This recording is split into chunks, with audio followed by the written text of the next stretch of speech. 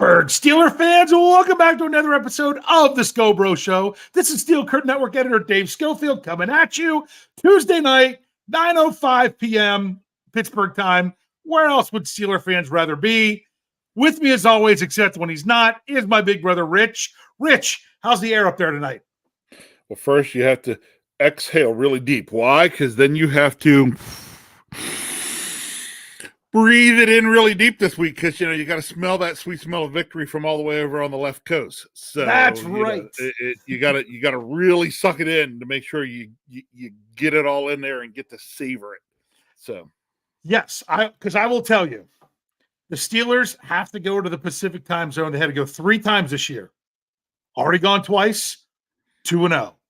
Is that enough to say, yeah, that was a whole that's something that's in the past. That's not what this team is all about. Maybe it was more of a Ben Roethlisberger thing. I don't know. But that's one thing that was really nice. It was good to see the Steelers win a game not in prime time, although that's now 2 in a row that they've won that wasn't a primetime game.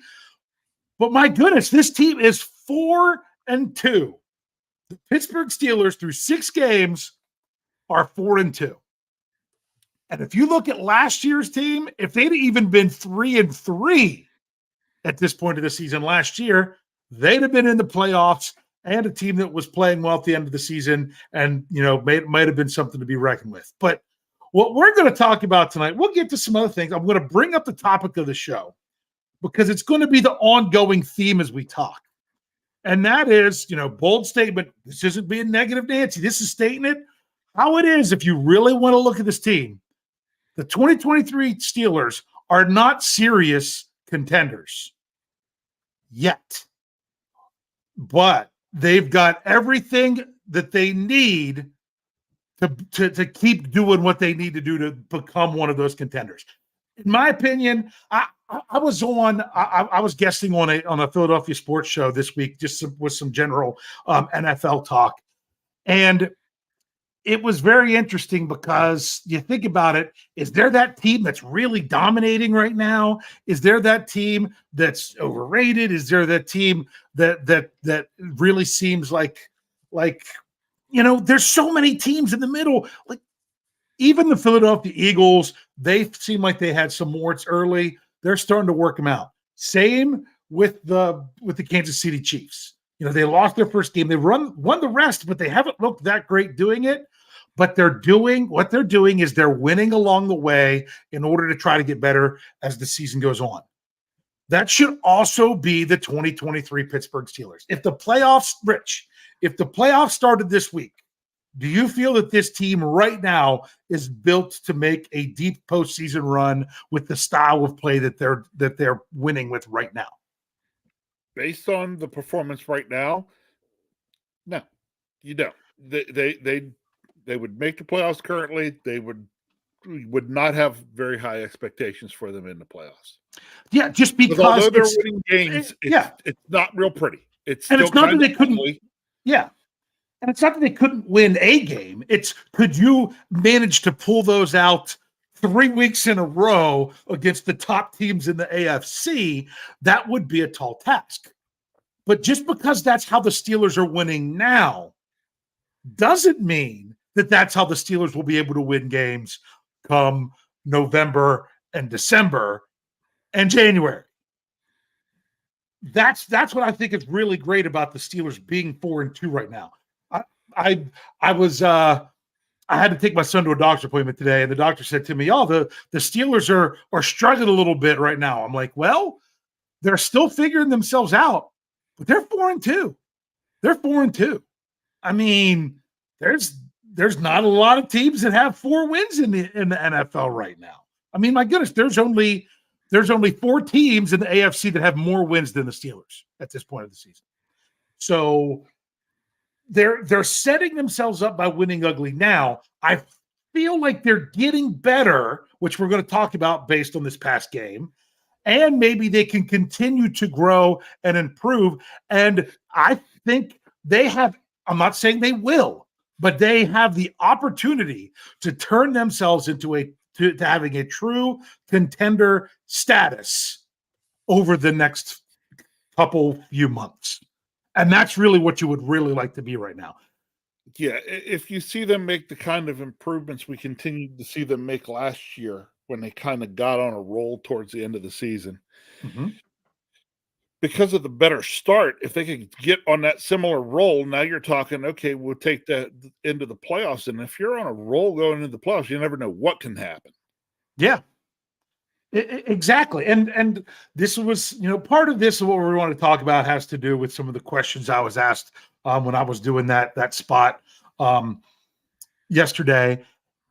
And really, if you think about it, I always like to say over the last 3 years, and because you understand why when I say this, be wary the team that starts fast that still has a lot of warts. Careful of the fast start in the NFL, because it's not how you start, it's how you finished. And if anybody understands that, it is the Pittsburgh Steelers fans from 3 seasons ago. Back in 2020, when the Steelers had that big fast start. I mean, they were rolling through teams, and they had some pretty decisive wins over good teams early. And then things started to not go so well, and then they started to eke things out. And then they got to where they couldn't eke things out anymore. Kind of the exact opposite of what the Steelers were doing last year and what we hoped. It was like that. It was like that year the Steelers peaked in week 3. Yeah. And I'd say maybe that 6 or 7. Yeah. When they finally played Tennessee, that was probably their peak. Yeah, they were peaking in weeks probably 4, 5, and 6. Yeah. Really. And then, it was a, hey, we're okay. Hey, we played really well. And then from there, the Steelers didn't continue to make improvements.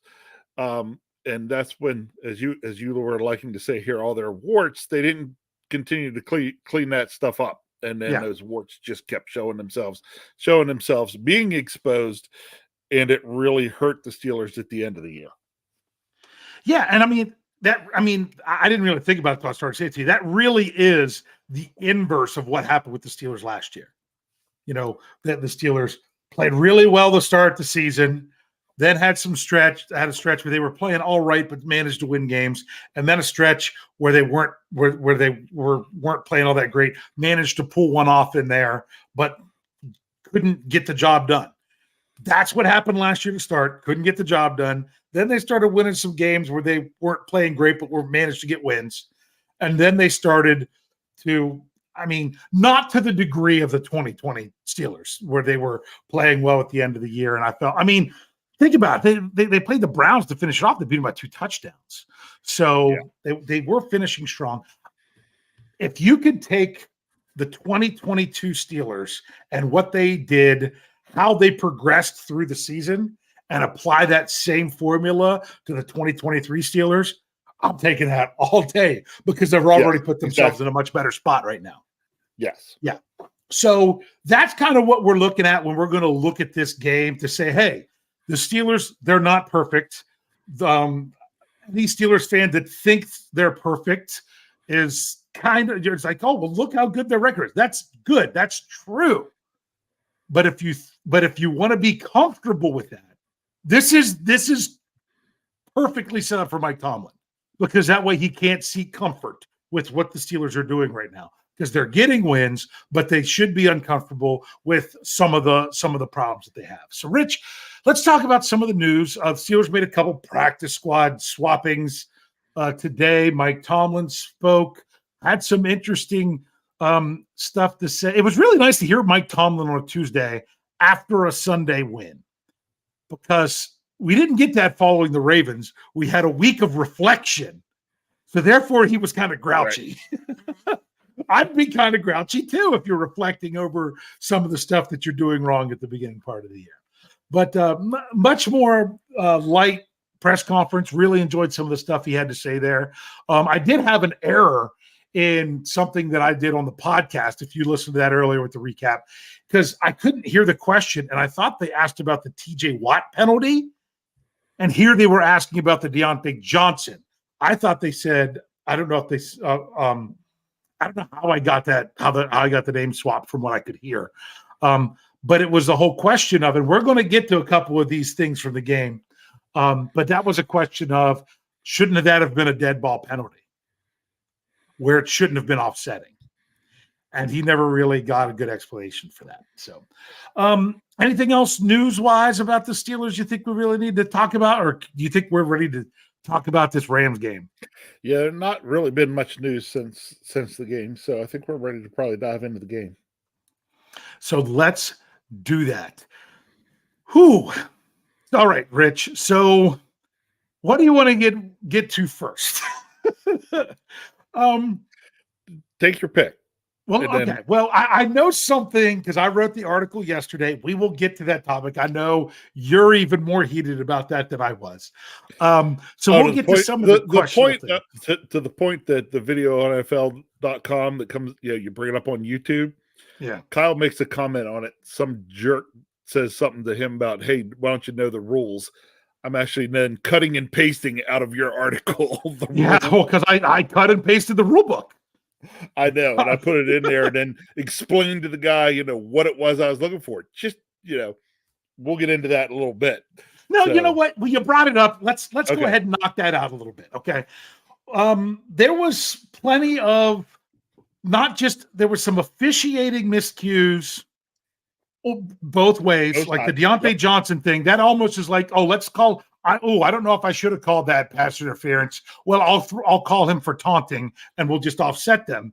When really that's not how it should have been. It should have been a first down, then back them up 15 yards, and it's 1st and 10 again. Yep. Because it was well after the whistle. Which ironically they had done earlier in the game and done it right. Mm-hmm. Yeah. They had done it earlier in the game and did it right. Right. Yeah. And did it and said, no, it's dead ball. So the first down stands, backed it up to 15 then, and went 1st and 10. And when they ended up, I'm like, dude, you guys did this once already. Yeah. What are you doing? I mean, the whistle was blown. The flag came out late enough that Witherspoon was already celebrating the breakup. Then he couldn't, and then Deontay Johnson sees the flag and tells him, calm it down, your celebration. There's a flag. And they throw that. That really should have been how it was judged before. And we can talk about, it wasn't all against the Steelers. That spot was very questionable. If it would have been short, it would have been reviewed. But because it wasn't short, and see, that's why sometimes people say, well, why do you wait and take your timeouts after the 2-minute warning rather than ahead? You could save yourself, another 20 seconds in a certain situation by taking your timeouts ahead of the 2-minute warning rather than waiting until after. Well, one reason I say you wait till after, if you leave a team, save one. Yeah, well, save one. And if you're going to save one, you should go ahead and save them all, and just do them all quick. Good. Because then that way you can still challenge on a play like that. The other reason is, let's say you're using your timeouts ahead of the 2-minute warning. Now all of a sudden it's 3rd and 9 with 2:07 left. Well, 3rd and 9 with 2:07 left. If you run enough time off the clock and get it down to the 2-minute warning anyway, you can go ahead and pass ball. Probably 2:05 would probably be a little bit better. Then you're adding where it doesn't hurt the team to pass. Where if you wait till after the 2-minute warning, you're forcing them to try to run to make you burn that timeout, or if they pass, they're letting you save it. And honestly, if they pass it, they would have a much better chance of gaining the first down than they would on a run play on 3rd and 9. So there's different philosophies behind that, but that's one thing. So that was a lot of questionable officiating. But the thing that we ultimately want to talk about comes down to the officiating and the broadcast. Correct. Well, first of all, maybe it's because we're spoiled because of AFC. Is typically, they've been changing this up now, covered on CBS. But man, Fox, their in-game coverage is not good. It is not good. Their graphics are bad. They miss plays. There's too many things going on that they don't get right. That CBS their production crews are not very good. Yes, the production, let alone then. Well, I feel then that the lack of quality in the production crew then hurts your team in the booth even.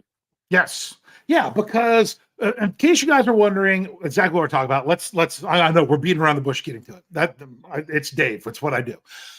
I wrote the article yesterday about, the Steelers gave up an amazing catch, or did they? Because well, first of all, there was the call on TJ Watt, the offsides call. Mike Tomlin addressed that today. He's like, he went on and talked about this for a while, that you've got to get the feeling for the officiating crew. Apparently they said something to Najee Harris earlier about jawing about something. That should have been the indication for Pickens and Deontay that they weren't putting up for much. But he says a lot of crews, before they call you for lining up in the neutral zone, if you're getting closer and closer, they'll say something to you. Nothing was said to TJ Watt. They just threw the flag in a pivotal moment. That's not typically how crews do it. Now, that was Mike Tomlin criticizing the officials without officially criticizing the officials. Yes. That's exactly what he was doing during the press conference. He was criticizing them because, you'll typically get a warning, but you've got to be in tune to what those officials are actually doing in that game. That was his way of saying this officiating crew sucked compared to everybody else, and we had to learn to deal with it. So that shouldn't have been something that was typically called. I saw other players, including Alex Highsmith and players on the Rams, that were lined up where their feet were behind the line, but their head was over the line. But Fox wouldn't give us a shot to really see if TJ Watt was offsides or not. Yeah. And which sometimes the people who like to put on their tinfoil hats would say that's because the NFL knew that they were going to do that and the TV crew was in on it. Now, I don't know if I don't think they're good enough to pull off something like that. I think you're giving them too much credit. I just think Fox is that inept. Yeah, I think Fox is just that inept. Although we're going to go on to talk about the next one, and I'm going to talk a little bit more about it. Though. So the very next play was the 32-yard completion to Puka Nacua. I'm finally learning how to say his name. To the 31-yard line. Looked like a phenomenal catch. Looked questionable. They showed it over and over on replay, and even it's funny. Even the people in the live chat of the postgame show were drinking the Kool-Aid, saying, "Hey, that was a good catch." If you say that and you want to compare it to other things, it's because you don't know the rule. Okay, the rule. So let's see if I can. I don't have my article up. I actually have the rule book up in front of me right now, but of course, it always jumps back to the beginning every time. I can tell you the rule in layman's terms easily. Well, you tell me in layman's terms, and then I'll read it. What we were looking at. So there's three ways with your feet you can complete a catch, and it all is determined on two. Okay. Mm-hmm. Now these can mix and match. All right. Mm-hmm. There is the toe tap, which I can define as the toes of a foot go down, and it's a toe tap when the toes hit down, and the next move of the foot are the toes come back off the ground. Yes. Right? That's a toe tap. They are the only part of the foot that hits as part of that step. Yes. Okay. Then there is the toe drag. Okay. Mm-hmm. The toe drag is what I consider to be the toes are down, the front part of the foot, whatever, and without more of the foot coming down, it slides across the turf and into the white out of bounds area. That is a toe drag, still a good catch. Okay. Mm-hmm. But what comes into argument that I can't answer here is the last one, which is if is part of the catch, the entire foot comes to the ground and touches down, the entire foot has to hit in bounds for it to be a catch. Okay? Yep. My huge gripe is Fox would not show the entire tape. They were convinced that it was a toe tap. They said, "Oh, look, it's a toe tap," and they would get to where the toes hit and stop the tape. Yes. And the thing is, the only thing that makes it a toe tap, it's once that foot is contacted, is that the only part of the foot that makes contact during that step. You can get your toe down, but if the rest of your foot comes down as part of the same step, the entire foot has to be in bounds. That's how it works. Now, if your toe comes up off the ground, that step is complete. And that's all you had to get was the toe.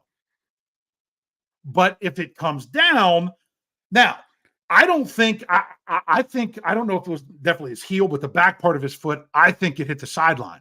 But I can't say for sure because Fox wouldn't show us. Fox And that's what was frustrating. and I didn't get to see it. Kyle says that the next time they went to break, Fox rolled through that. Kyle went nuts. Yeah. I'm talking into my phone, writing a knee-jerk article, wasn't looking at the screen. Kyle said they showed it, that they rolled more of it, it went out of bounds. So I'm like, okay, let's go see. Right? Yeah. Hop on social media and every place. They're going to some place is going to have and roll this all the way through. Guess what? Nope. I ask anybody out there to go out there and find it for me and send it to me now. I spent a good part of the day yesterday looking for it. I went looking for it again today. It's not there. Everything stops before it shows the finish the step. And this is where I get real mad. And some of you will, if anybody reads my worthless 2 cents article tomorrow, you'll hear some more of this. Okay. The Kenny Pickett 4th down play. Okay. Fox had no problem. They rolled footage from the snap of the ball, all slowing it down, going all the way through multiple angles from Kenny getting the snap to knee down to where his body went to everything else to guys coming off the pile and getting up off the ground. Where's that for the Puka Nacua catch? That's all I was asking to see. Let me see it finish out, and was it true or not? And you can't find it. It doesn't exist. Go to NFL.com, look it up. They cut it even shorter than Fox did by about a quarter of a second. And there's a reason why. Here's what I think. What did you used to see on ESPN on Monday nights before the game? A segment called what? Jacked Up? Isn't that what it was called? I'll try to remember it with you. Where they come and they show you the biggest crushing hits and everything else, but they're trying to get those hits out of the game. They can't show those as their highlights. So what is their big highlights now? It's these crazy catches. You can't have a highlight reel catch if they ultimately call it out of bounds. So that's why the NFL wants these kind of catches to stand. George Pickens, that's why you're going to get ones from him. They want these kind of catches to stand. So you could say if it was against the Steelers or whatnot, they want amazing catches to work. And the thing is, Fox didn't even realize it. Yeah. Once they ruled that inbounds, they were like, we got to keep this. We got to have it. Yeah. But I forgot. It was someone who's in the live chat now who was the idiot in the postgame show. They were saying, oh, it's inbounds. It's inbounds. You don't know the rule. You don't know the rule. Okay? Because this happened. I can't remember if it was earlier this season, and I can't remember what game. I think it was earlier this season. If not, it was last season, where there was a tight end. I'm pretty sure it was a tight end. Wes says he found it. Where'd you find it, Wes? Okay. That's what I want. Like, I've been looking forever. But there was I'm pretty sure it was a tight end, but it was a receiver in the end zone, back of the end zone. Okay. High throw. Yes. Goes up on their toes, catches the ball. Toes inbounds. But the heel came down and hit the end line. Guess what it was called? Incomplete. Because that's the rule. If the rest of his foot comes down, it doesn't matter that he tapped his toe. But the thing is, we just don't know. We just can't see it because Fox wouldn't show it to us. Wes, could you send it to me on Twitter? Yeah. There you go. That would be great. Okay. If you could see, and Wes, I don't know how many zeros he has out of that with his percentage. That's a lot of he says his foot came down out of bounds. It looked like it to me they showed it quickly on the very first replay and then wouldn't show it anymore. And then you said Kyle saw it the one time there. So the problem was, now the officials did not confirm it. And if you went by what Fox was showing, it would have been confirmed because you could see the green. But they had to keep looking at it, and they didn't. I don't know if they're hearing from New York. Don't worry, the TV broadcast isn't showing that it hits. We're just going to let this stand. So I don't know, but Also, be interested. Hey, was anybody out there in the live chat? Was anybody in stadium yesterday? I'm going to guess that was never showed on the big board either. There was not in LA. No. Yeah. And also, this is another thing that drives me nuts, and I kind of went off on this in the press conference recap. It's not a bad challenge every time you lose and a good challenge every time you win. It is not result dependent. that was the right thing to challenge that play. That was the right call. And I still think it should have been overturned. But either way, yeah. Okay. Yeah. I'll give a little hint out. Something I bring up in my words to says, look, that's where I got so frustrated yesterday. Confirmation from Steelers Freak, there. who was at the game. I remember him saying that after the game. Okay, said he was there. They stopped the tape. Stopped it. Yep. Didn't let you see it. It came down. Now everything in that shows, wow, that foot looks like it's come down. If that continues down, that could go out of bounds. Don't know. Couldn't see it. That's my frustration. Look, if it came down and it was close and it doesn't get overturned, I get it. I get it.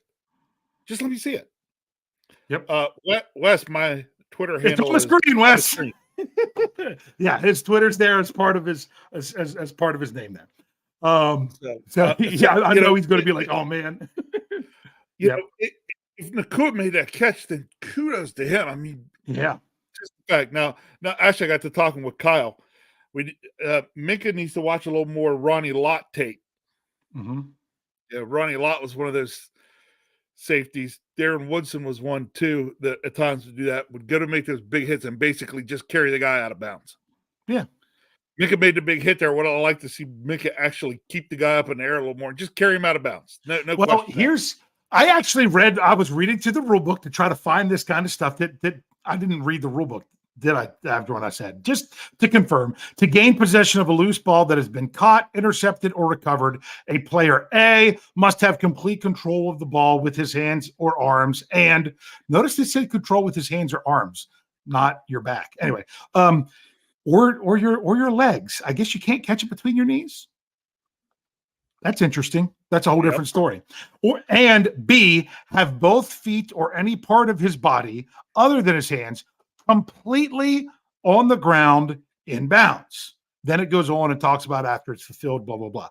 So it's not saying that a toe doesn't count, but a toe is not the only part of that step because he came down with his heel. And the NFL has used that, has said no, that if the whole foot comes down, the whole foot has to be in the field of play. They have said that over and over. But yet it's almost like they're trying to hide that even happened, which was frustrating. So anyway, all right, on from that. You know, who was Tony did an article today on the fourth down sneak by Pickett. I liked the article. Well done. Of course, it has some of, as I say, Tony's tongue-in-cheek kind of satire within it at places, which I absolutely love. But also he made some really good points on that play. Okay. Mm-hmm. That play was spotted by the official who had the best view of the play. It's the guy I don't know if they had the best view of when his knee hit. You know what I'm saying? Well, something else I didn't look closely, by the way. On a quarterback sneak, when a quarterback's knee hit it, is he down if he's not touched? That was the other thing that I thought. That was another question I had that I don't know the answer to. Yeah. But, because, on that play, Kenny kind of slipped down early, and it's like that first knee hit, and then it kind of came back up as he tried to drive with the feet. Was he touched before that came back up? I don't, I haven't gone back and looked and didn't know, but it was just something that I was thinking of while I was reading Tony's article today. But, I really liked in Tony's article that he was like, look, he's like, the referee that made the call, made the spot on that play was the guy who should have been making it. Yes. Based on, it being one of the line judges, the one on the side where he could see the best, had the best view of any of the officials live, he was making the call. That I appreciate, because the thing I hate, and I hate this tremendously in baseball sometimes when it happens, is when it's the wrong guy making the call, not the guy that has the best view, not the guy that has, the person that should be making the call with the best view is the person I want making the call. He made the call. I knew it was close. Yeah. I thought it was going to be an inch or two short, and it ends up being, that it barely made it and it probably, and there at least was a little, it was at least a little bit forward of what it should have been, means that it probably wasn't. But I said this yesterday. I keep referring to where I was asked about a bunch of NFL stuff. I was asked if there's anything with the officiating, or, major change or rule I would change. I'm like, they've got a chip in the ball for the next gen stats to get spin rate and stuff like that. Why are we still using the chains? Why are we still using the chains? Why are we still doing? Exactly. I mean, all you have to do is as long as you have accurate to the whatever 10th or 100th of a second, you can even match up the GPS location at a certain time when you're down or whatever. Go back to that, 2 close plays in the Atlanta game of whether or not it was fumbled out of the end zone. One, they said it wasn't. The other, they said it was. I don't know if either call was actually correct. You couldn't really see it the best. I think the first one that you said that it wasn't was probably the right call and everything. But if you have the technology, why not use it? Why not use it? Right. Because if you got that chip in the ball, you can know exactly the dimensions of the ball to even know where the tip is, the side, everything. Everything. Yeah. It's not even that you have the technology. It's that you have the technology and you're already using it to a certain extent for other things. Yeah. Go ahead and use it for the important things then. Exactly. For the important things. Yeah. And, a lot of times you because just honestly, I don't give a crap about spin rate. I don't give a, yeah. Yeah. I'm just saying, because they have those things. And I interviewed the guy, not this past summer, but the one before, someone from Zebra Technologies that, they're the ones who has the chip that goes in the ball, that has the chip that goes in the shoulder pads, that they have these things. It's all in how the NFL wants to use them. So, hey, let's go ahead and take our break. And when we come back, we're going to talk more about the Steelers players and what they were doing on the field, other than just, these things that we just like to talk about otherwise. So if you're with us here, Facebook, YouTube, Twitter, we're not going anywhere. If you're with us on the audio side, we'll be right back after these messages. All right, Steelers fans, let's get rolling with this. Rich, let's talk a little bit more about this nice win in LA. Remember, this was a 3-3 team that the only teams they had lost to so far coming into this game, the Los Angeles Rams, were 3 teams that were in the conference championships last year. That was their 3 losses coming into this game. So, when you look at, they lost to Cincinnati, they lost to, I can't remember if it was Philly or Philly and San Francisco, or if it was Kansas City. I can't remember. I don't think it was Kansas City. I don't think they played Kansas City. So that was their losses. I mean, I didn't check that. I didn't confirm that. That's just what I read somewhere. I probably should have looked at that. But in other words, this is a team 2 years removed from winning the Super Bowl. Yeah, they're kind of in a reset mode. But the Rams were doing all right. And the Steelers went out there and they hung with them early. It kind of seems like that's what the Steelers have to do right now. They have to keep it close in order to strike later. We talked about at the beginning. That's not what a series contender is going to do. But I think the Steelers are a team that is on the verge of moving beyond that, if it's possible for them to do that. Rich, what do you think is the number one thing for the Steelers to not have to win it at the end? What do they really need the most? What's something from this game that you stood out? I don't know if it's about what it needs the most. And actually, right now, I don't even want to start with talking about maybe what they need. What I want to start with more is, I'm going to say it more on the positive side, which is what I started to see, especially this week, which has been different from earlier in the season, which gives me the hope that the Steelers are going to progress this direction. Okay. Mm-hmm. And that is, I really would have liked to open our show tonight, as much as I love Jerry Cherry Band and he's out there tonight. I would have liked to open our show with a different song. I was based on things I saw from the Steelers this week. And I would have liked to opened up with a song by the Coasters. Because I would have liked to start it with Yakety Yak. No. Because we had yak in this game. Yeah. That was something that I thought was improved coming out of the bye. And it wasn't yak just throwing the ball, 80-yard touchdown to George Pickens, 65-yard touchdown to Calvin Austin. Things. It wasn't just the bomb. It was catching the ball in space and gaining more yards. It was nice to see. Yes. Those are the types of things that I need to see the Steelers continue to improve on to make me feel better about this team moving forward. Yes. Okay. I saw 2 running backs for the Steelers who ran the ball violently. Is the best way I could describe. And they both ran the ball violently.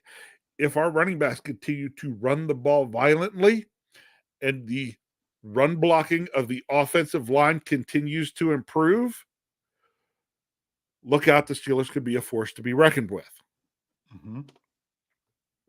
Red zone efficiency, much improved this game. 3 for 3 in the red zone, scoring touchdowns, right? If the Steelers, remember last year we started getting better at that. If the Steelers continue getting better at getting into the red zone and their red zone efficiency, they're going to be a team to be reckoned with later in the year.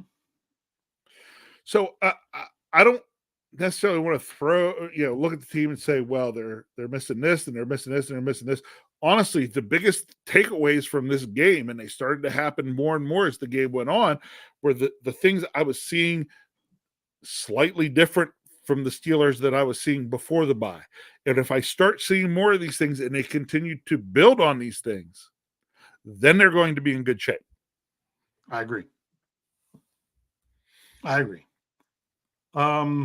Defensively, here's one. I want to ask you a question. Well, hold on. Okay. I wanted to bring this up real quick, where Steelers Freak said Dan Moore in the O-line played much better as well.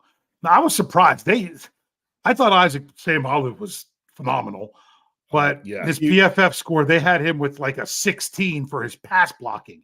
And I'm like, unless they were saying the 2 times where 2 guys were coming and Jaylen Warren could only pick one if they put the other one on Seumalo, I don't get that because he was already engaged with somebody. Correct. They were bringing three guys into an area with 2. Yeah, where you just simply can't block that many. The Steelers get away with doing that at times. So it's kind of how that works. So I was surprised that he wasn't, better. I thought he played well. I thought Dan Moore Jr. played well. And I thought Seumalo did all right. Mason Cole did well. I thought Seumalo played nasty. Yes, especially in the run game. That's what I've been expecting to see from him, is a certain level of nastiness. And I was seeing him playing this game with nasty. Now, some of this also has to go with the defenders that you're going against, but the Steelers had a lot of success running the ball to the left side of their offense. Yes, they did. Running it right, basically in behind Seumalo, and Dan Moore was blocking well. I admit. Basically, it was hand the ball off, have him come behind Seumalo, and then read which side of him they needed to go off of. Yes. Whether it be back towards the center or more towards Dan Moore at left tackle. Yeah, and when it comes to the left tackle position, I was one who said it's not going to be Broderick Jones to start.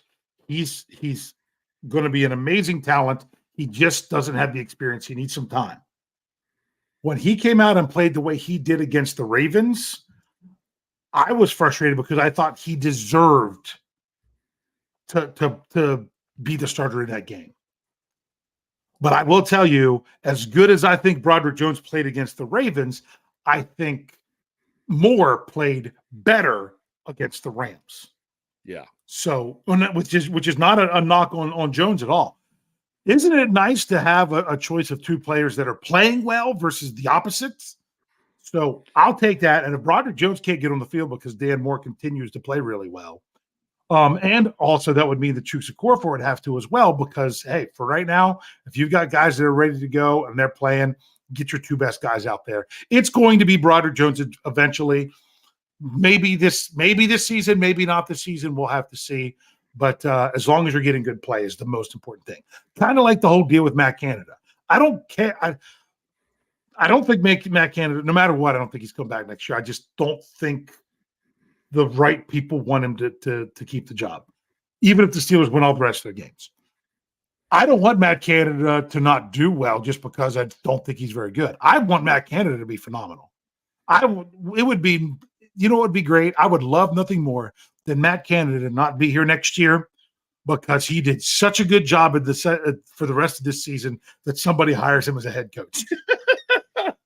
And then we don't have to worry about Matt Canada anymore. In other words, no, I didn't think he was doing a very good job before the bye. I think things were much improved. It wasn't that the play calling was awful or anything like that in this game. So I want to see it be well. That's what we all want as Steelers fans. We shouldn't want the Steelers offense to suck just because we were right about Matt Canada. I don't want Matt Canada to, the way he was doing, I want him to be gone because I just think it was crazy. I want him to be better.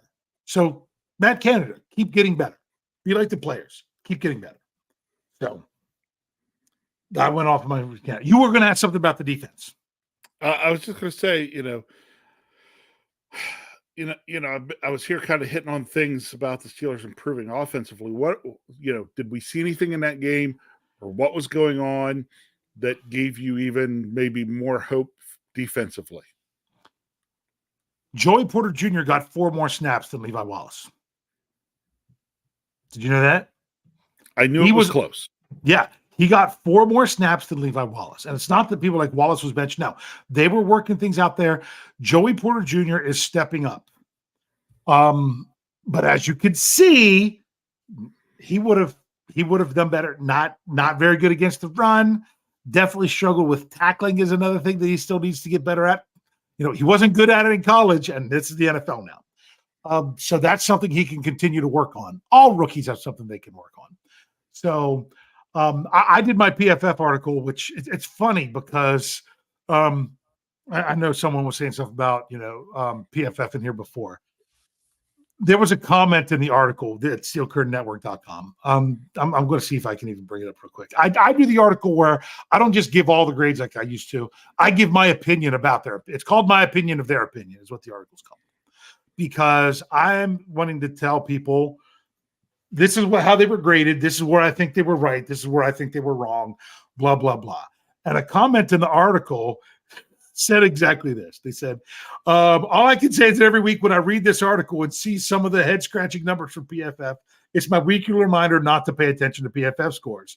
Although, to be fair, they do keep me coming back so I can see how the heck they scored guys this week. My answer was, I'm the same way. It's like asking that if you have that, that annoying Steelers friend that you have that you're like, oh man, they always want to say this or their takes are kind of crazy. We kind of get that even within our own family that you're like, I don't really want to hear what they have to say, but yet I find myself week after week asking, so what did you think of the game? That's how I look at PFF. It's not that I really take a lot of I have a lot of faith in their numbers. But it's that person that you don't really want their opinion, but you ask their opinion after each game. So let's see. Oh, sorry, I just got back to the live chat. I've been asking a question about his TJ's run tackling. I don't know about specifically run tackling. They break down the scores on PFF. There are some things that PFF does that I really like when it comes to stats. They give me snap counts by what the person's doing. Like on offense, George Pickens had 52 snaps. He had 29 snaps on passing plays, 23 snaps where he was run blocking. I like those kind of things. They don't do half sacks, so sometimes the sack numbers don't add up. If each person gets half a sack, they count it each as a full sack. But they do pressures and because they do hurries and things like that, they do drop rate and stuff like that. So I get some stats there. My biggest stats that I get is from Pro Football Reference because their stats line up with the stats that I get from the Steelers media site. But there's things like missed tackles and drops that aren't official NFL stats that you can get there. Tackles specifically on runs, That's tough, but you can actually get how many snaps they were playing against the run and things of that nature. But on defense, I will tell you this. 2 rookies topped the Steelers' PFF scores on defense. And it was not Joey Porter. It was Herbig and Benton at the top 2 scores. Just ahead of TJ Watt. Didn't get a ton of snaps. Didn't get a lot of snaps, but did well when he was in there. He played well. Yeah. Yep. So and that sack at first, Kyle thought was TJ because of how quickly he beat that guy who was in there. Kyle was like, "Oh, Mr. Watt, wait a minute, that's Herbig." Yeah. So. Yes. Yeah, and that was real. I mean, you can tell how far removed from the preseason we are because I had to remind myself when I saw number 51 who it was. Because I was like, Landon Robert. No, he's 50. Herbig, that's who it is. Because he's filling in and he's doing a nice job. It's just not nearly as much as we saw him before. Here we got $4.99 into the tip jar. We got Nathan Smith says PFF zealots are the worst. That's the thing. PFF can give you some good numbers. It's people that think that they're always right because they look at tape. You know what? You can look at tape and not know what you're looking at. We have a former contributor in our old site that is a perfect example of that. So PFF, it's not that they don't always get it right because it's opinion. He says, but this is the other thing that Nathan said. Somehow my survivor pick didn't save, but the Niners lost anyway, so it worked out. Now I can focus on the Steelers and fantasy, I guess. Yes. Quick update from the Survivor League. We lost a lot this past weekend. We're down to 18 people, 9 in each of the 2 leagues. Number of people picked the 49ers, and the Bills got a lot of people. The one league that had more people in it, League One, had over half the people get eliminated this week. So, yeah. So if you're still in it, make sure you're entering, and the total results are on SteelCareerNetwork.com right now as one of the top articles. So, yep.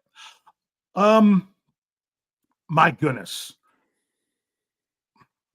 Sometimes you have to call on your best players, and all it takes is just one thing to just change the mentality and the attitude. When the Pittsburgh Steelers went down by 6 points because the Rams kicker missed his extra point and got cut today, by the way, in case you didn't see that.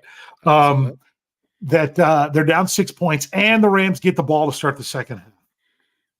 When your defensive captain and former NFL Defensive Player of the Year on the very first play does what he does and gets the ball back and all the way down inside the 10-yard line, it changed everything. To me, that was the play of the game because it changed. It completely flipped the narrative. You know, could the offense have screwed that up and settled for 3? Yeah. But he left him. Was it the 6 or the 8? I can't remember. I know it was an even number. He left him with only 6 yards to go. And honestly, to get that in, Najee Harris's run on second down that looked like it was going for nowhere, and he kept his foot in and dove, didn't score, but gave the Steelers a chance that they could sneak it on third down. That was a big play, too, that I don't think enough people are remembering because it wasn't a scoring play. I mean, sometimes getting those 3 or 4 yards in a play like that to set you up there really makes a difference. That was a great effort by him. And you bringing that up actually going to take me back. I'm going to talk one more thing real quick about the offense from this game. And sure, well, we can bounce around. It's fine. And I'm actually, it's not necessarily even the offense. This one I'm going to put over to probably to Matt Canada because the play calling was not as predictable in this game. Now, there were times where it still was. Okay. I had 3 times where the Steelers gained anywhere from 6 to 8 yards on first down. I turned to Kyle and said, this is going to be a slow developing run that goes nowhere. Mm-hmm. And all 3 times it was a slow developing run that went nowhere. I know when it wasn't. It wasn't on the second offensive play of the game. No. When they gained 8 and then went to pass and got sacked. This game, sorry. No, but you know, so although I feel the Steelers' play calling was less predictable. There was still some Yes. predictability in it. And I also I think in my Worthless 2 Cents article tomorrow, highlight that a little bit and saying, hey, that's much better. But you're still, I think, telegraphing some things because, again, when I can call, hey, this is going to be a slow developing run play, that part I got right. Okay. Mhm. Now, the part about it going nowhere is dependent on the defense getting it right as well. And the defense got it, the Rams got it right on all three of those occasions as well. I said it 3 times. I hit it all 3 times. Kyle was like, it's better, but they've still got work to do. Yeah. And honestly, this just goes to show I'm going to dive into this a little bit deeper on Stat Geek this week, but I mentioned this on the post-game show. This defense setting the tone in this game is really important. When the Steelers give up on their first defensive drive, when they give up a touchdown, they lose. They're 0-2. When they get a punt or a takeaway, they win. Yeah. That's what's happened through 6 games. So as we transition to talk a little bit here about the Jaguars, because we're of course running crazy out of time, because we really wanted to talk about that catch on the sidelines. Officially it's a catch. Technically it wasn't. I want to say this. If you're a team playing the Steelers, if anything that the Rams and the Ravens showed the last 2 games the Steelers have played, you have to bury them early. If you want to beat the Steelers, you can't let them hang around and pull it off at the end, because so far when the Steelers have a chance at the end, they've done it. They've done it this year, and they did it the last part of last year. So that's the recipe for the teams. You have to bury them, and you have to be able to do it against the Steelers defense. The defense can't get warmed up. So I understand Mike Tomlin kind of addressed this today in his press conference, where he said, because of needing, worried about the warm-up period to start the game, coming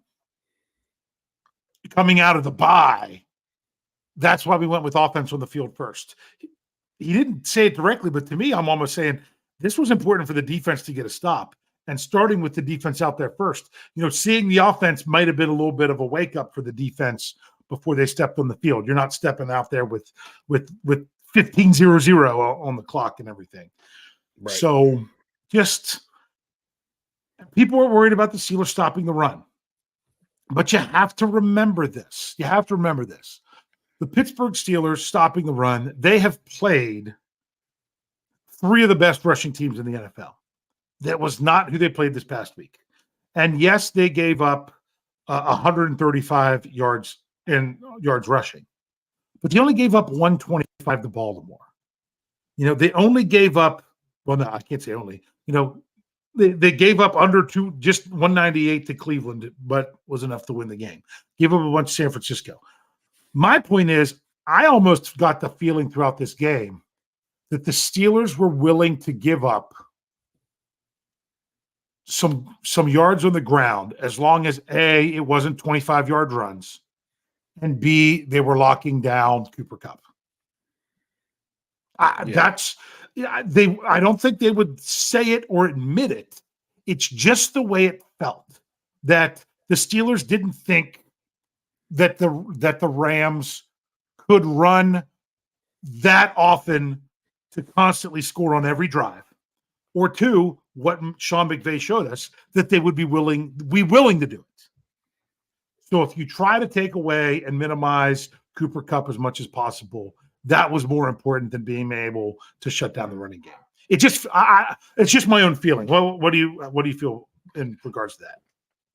Yeah, to me, some of those yards are given up in the running game. The Steelers played again a lot of that bend don't break. It was like the Rams were moving the ball good till about the Steeler 40-yard line, and then they weren't doing much of anything. Yeah. How many drives got going, and then the Steelers hold up in that, let them gain 20, 30 yards, pick up 1 or 2 first downs, they get to midfield, then shut it down. Yeah. You know, every time I felt like I was about to say, "Up, here goes the Rams driving the ball down the field," then suddenly it was like, "Oh, the defense holds." Well, I mean, but honestly, that's kind of what what the scouting report is against the Steelers for now until they start to get it figured out. That's why I think Deontay Johnson coming back is huge. Is hey, don't let the Steelers beat you on the big splash play to Pickens or Austin. I mean, look, they had 3 touchdowns coming into this game of 41 yards or more, 2 of them in the 70s. Make the Steelers have to sustain a drive the whole way down the field. Don't give them the short field on a takeaway, and make them have to sustain the drive the whole way down the field. But you know what? The Steelers ended up doing that. The only time they've done it was, well, they finished the one drive in the fourth quarter, and the other one was completely in the fourth quarter. That's what was encouraging to me, to see the Steelers sustain drives. That drive with Jalen Warren's 13-yard touchdown run, I don't know, maybe I'm mixing the 2 drives together, because it might even be both of them. Best drives I'd seen from the Steelers this year. And that's what can give me hope, and why I can say they're not serious contenders yet, but they have some stuff to build on there if they can sustain drives like that. Right. They're going to have to Sunday. This Sunday, the Steelers host the Jacksonville Jaguars. The Jaguars are one of only 4 teams in the AFC that have a better record than the Steelers. If the playoffs started this week, which they don't, but you know, I'm summoning my inner Mark Kabbalah, who likes to say, you know, hey, if the playoffs started today, this is what it would be. It's just kind of one of those things he does. The Steelers would be the 5 seed. They'd be the top wild card team. The only reason the Ravens are ahead of them in the division is because they've played an extra game and have that extra half win. The Steelers hold the other tiebreakers against them. But the Steelers would be the number 1 wild card team, and they would play the Jaguars in Jacksonville. That's how it would go down right now. So these are 2 teams that could see each other again later in the year. What are you thinking? But I'm not asking for your score yet. What are some of your thoughts about this matchup coming up this week? My biggest thought is right now the Jacksonville Jaguars and the Pittsburgh Steelers are playing very similar style. They're not blowing people out. They're sometimes having struggles. You know, you look at their running game. Etienne might be gaining, like last game, he had 2 touchdowns, but he only gained 50 yards. Trevor Lawrence was not putting up huge, high passing numbers. They're doing kind of like the Steelers, do it, although what they're doing is jumping out early and then holding on. Versus the Steelers, who are trying to stay close and then win it in the end. But I think they're very, very similar in how they're getting it done right now. So there's a chance it could be another really good nail biter close game. Has the chance. Yeah, and to me, I think that the Jaguars, especially if you asked this question 2 weeks ago, I would say they're not serious contenders yet. They're a team. Now they've won, I think, 4 in a row now. These 2 teams have something in common, and that is their last loss was a bad loss to the Houston Texans. Both these teams, that was their last loss, and it was not really in much of a close game. So Jacksonville, there's so much. They're one of the many teams in the NFL where you can say, you know what? They could come out and kick you in the teeth. Or, you know what? They're beatable. They're beatable. Yeah. You can say that about almost any team right now. It really is how it goes. So the question is not which Pittsburgh Steelers team is going to show up. The question is, how early in the game can the Steelers, particularly their offense, get going? Yep. Can the defense start strong? Can the defense start strong from the very beginning? And at what point will the offense get going? I will say one thing real quick. I know we need to get going, but one thing from Coach Thomas' press conference today. He was asked about scripted plays and if they script them and blah, blah, blah. And he said, yes, we script them. We're not married to the script. Situations change the script. But the point of the script is there are certain things you want to do early in the game to give a certain look or do a certain personnel to see what they do, so you can recognize how to utilize that later in the game. So if the Steelers are taking too much time at the beginning to figure out or to give looks to see what they're doing and then adjusting and then it working well, I like that they're adjusting and having it work well later, but hopefully they can get it started and maybe have those initial looks be a little bit more successful early on is really what I think it needs to come to. So, Rich, all right, we got to get going. We've hit an hour and we haven't started this yet, so we are going to fly through this. What do you have for your score for Sunday against the Jaguars? All right, I'm going all bad. I'm going to continue on with my trend. I expect this game to probably be really close, and it's going to come down to fourth quarter. I would not be surprised for this game to be the Jacksonville get out early and trying to hold on at the end. I am going to go. I reserve the right to change mine for the staff article as usual this week. I like to state that when I feel like there's a chance I might. I'm going with 20-19 Jaguars. You're saying 20-19 Jaguars. Okay. Yep. All right. I'm going to put it out there for everyone else to put theirs in there. Here's my thing. I'm going to give you a little bit of thoughts. I think I saw somebody in the live chat earlier say if we can score 20, we win. Yep. And my worry is we come up just short of that, and it's not quite enough. So far, the Steelers, when the games are close, they've won. When they lose, it's because they're getting blown out. They're kind of due for that game where I thought it was going to be the Houston game where they were losing by a good bit, fight their way close, but just not close enough. Thinking of that Minnesota game 2 years ago where they were down on Thursday night when they were down by a bunch and just couldn't complete the comeback. I could see a game like that with Jacksonville. I will say this. We were in the Steelers' quote-unquote second quarter of the season. Because the bye was early, I counted 5 games as the first quarter because you had to throw an extra one in somewhere. In these 4 games, the Rams, the Jaguars, followed by the Titans and the Packers, this is the best team the Steelers face, in my opinion. So you got to remember that. So here we go. People are ready to go. I've got to scroll back and find them. My goodness. Okay, we even got one in the middle. Outside Steeler fan almost didn't get it in there because they hadn't all showed up, because our live chat shows everything. It shows where it goes out on Twitter, on YouTube, actually it's not on Twitter, but on both YouTube channels that we're on and both Facebook channels we're on, SCNs and FFSNs. But outside Steeler fan says, good guys, 17, Jaguars 14. Remember, if you put just a score, we're going to assume you mean Steelers. Steel Dog 88 said 21-20 Steelers, going to be scrappy. Mr. Woodsize says Steelers 24-13. Steeler Chick 46 says maybe Steelers 21, Jaguars 17. Brian Brown says 27-16 Steelers. Wes has it with 23-13 Blitzburg. He thinks they're going to get a lot of sacks. That would be really nice. Afton says 21-20 good guys. Tyler asked this. Was last week our first week scoring 20s in offense? I do believe that is true. I do believe that's true. Yes. So, I mean, they had 2 offensive touchdowns in a game, but this week they had 3, That was definitely the most they had there. Although one of them was set up in the short field by the defense because it's what they do.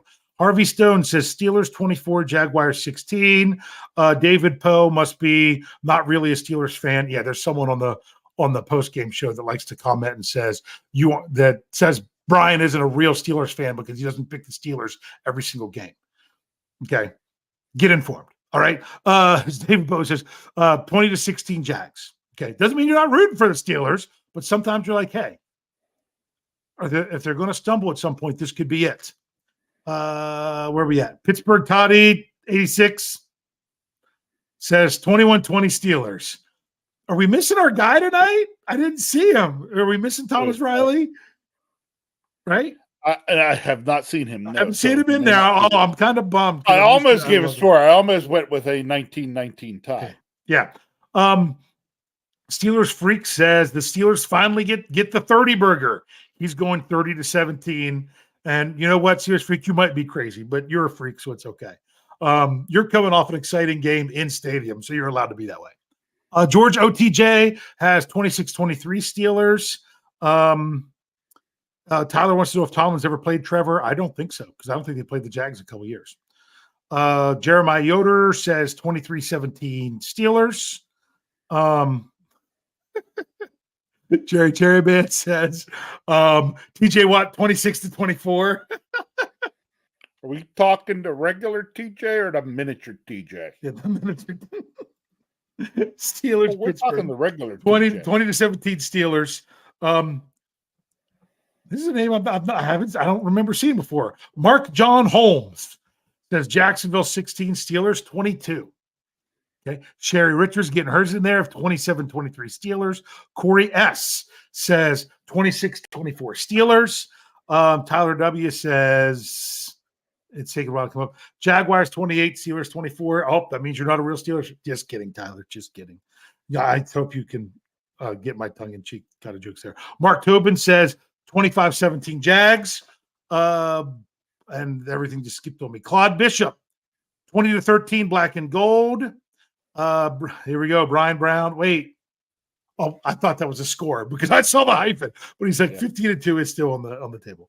Tom Vallejo says 27-10 Jags. He's okay. Says about the Steelers need to score early. How do I say this one? We'll just say Rands. Okay. Says 27 Steelers 27, Jags 24.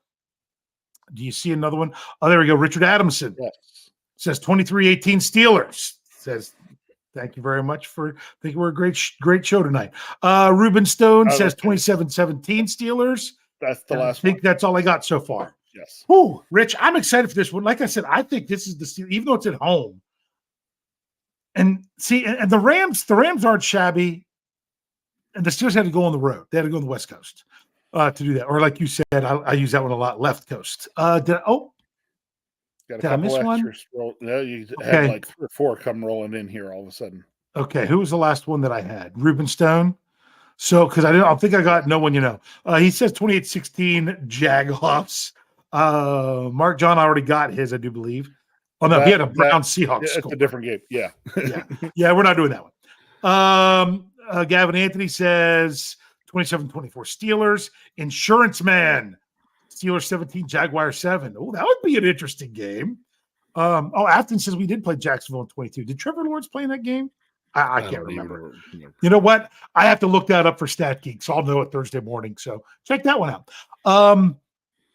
George Pactaman? Yep, go with it. 19-6 Steelers. Nathan Smith got his in here with 27-17 Steelers. And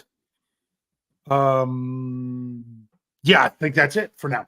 So this is if the Steelers don't win this game, the sky is not falling. But part of that depends on how this game plays out. Yeah. Yes. Jacksonville is a worthy opponent. I think even if the Steelers lose this game in a close one, but it's different if they lose in a close one where it's back and forth and it just doesn't go right at the way at the end versus if they're getting blown out and claw back and come up just short. There's so many different ways it could play out.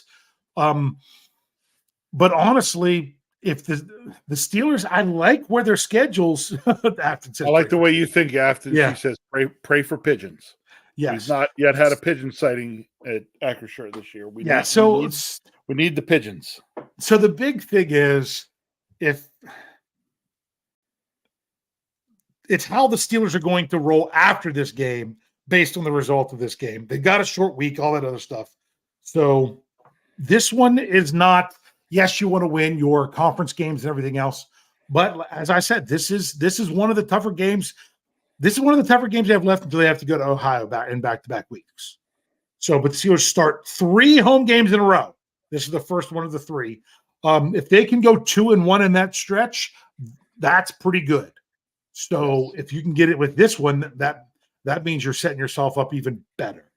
Make sure you're checking out our podcast. We've got the same lineup this week. Things will change up next week because of the short week and how things will roll there. But we're not looking that far ahead. We want to stay like the Steelers and stay focused on this one. So you'll be getting all your content from us. And at steelcurtnetwork.com that you're used to. Rich, what do you have to say to close us out tonight? Okay. Rolling in through this week, back to Steeler football, 1 o'clock on Sunday afternoon when God intended football to be played. Yep. But you know what? I'm going to enjoy. I would go out there and throw it out there. I'm going to enjoy my week coming up to it. Why? Because the weather is beautiful here right now for this time of year. I have both hunting and fishing in my forecast quite often between now and Sunday.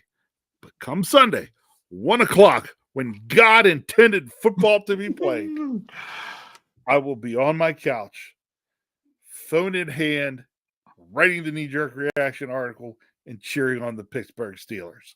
Can't wait.